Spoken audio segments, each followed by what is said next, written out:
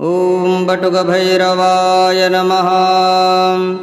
कैलासशिखरासीनं देवदेव जगद्गुरुं देवी प्रपच्छ सर्वज्ञं शङ्करं वरदं शिवं। श्रीदेव्युवाच देवदेव परेशान भक्ताभीष्टप्रदायका प्रब्रूहि मे महाभाग गोप्यं यद्यपि न प्रभो। बटुकैस्यैव हृदयं साधकानां हिताय च। श्रीशिव उवाच शृणु देवी प्रवक्ष्यामि हृदयं बटुकस्य च। गुह्याद् गुह्यतरं गुह्यं तच्छृणुष्वतु मध्यमे।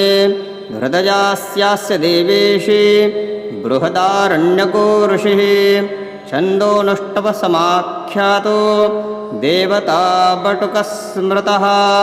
प्रयोगाभीष्टसिद्ध्यर्थं विनियोगः प्रकृतितः। ओमस्य श्रीबटुकभैरवहृदयस्तोत्रमन्त्रस्य श्रीबृहदारण्यकऋषिः अनुष्टुप्छन्दः। श्रीबटुकभैरवदेवता अभीष्टसिद्ध्यर्थं पाठे विनियोगः। अथ न्यासः। श्रीबृहदारण्यकऋषये नमः शिरसि अनुष्टुप्छन्दसे नमः मुखे। श्रीबटुकभैरवदेवतायै नमः हृदये अभीष्टसिद्ध्यर्थं पाठे विनियोगमनमस्सर्वाङ्गे। इति ऋष्यादिन्यासः। ॐ प्रणवेशशरः पातु ललाटे प्रमथाधिपः। कपोलोकामपपुषो भ्रूभागे भैरवेश्वरः। नेत्रयोर्वह्निनयनो नासिकायां मघापहः। ऊर्ध्वेष्टो दीर्घनयनो ह्यधरुष्टे भयाशनः। चुबके भालनयनो गण्डयोगेश्चन्द्रशेखरः। मुखान्तरे महाकालो भीमाक्षो मुखमण्डले। ग्रीवायां वीरभद्रो व्यात् घण्टिकायां महोदरः। नीलकण्ठो गण्डदेशे जिह्वायां फणिभूषणः। दशने वज्रदशनो तालुके ह्यमृतेश्वरः। दौर्दण्डवज्रदण्डो मे स्कन्धयो स्कन्धवल्लभः।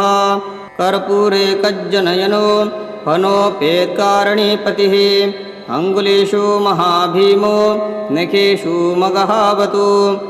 कक्षे व्याघ्रासनो पातु कट्यां मातङ्गचरमणि। कुक्षो कामेश्वरः पातु वस्तिदेशे स्मरान्तकः।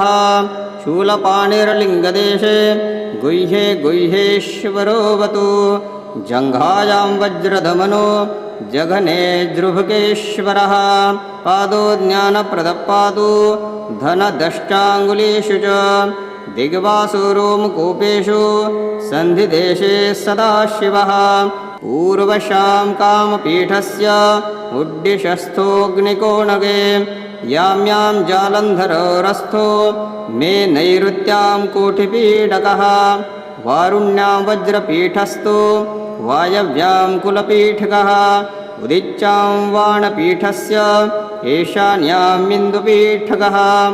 ऊर्ध्वं विजेन्द्रपीठस्य खेटस्थो भूलतोऽवतु।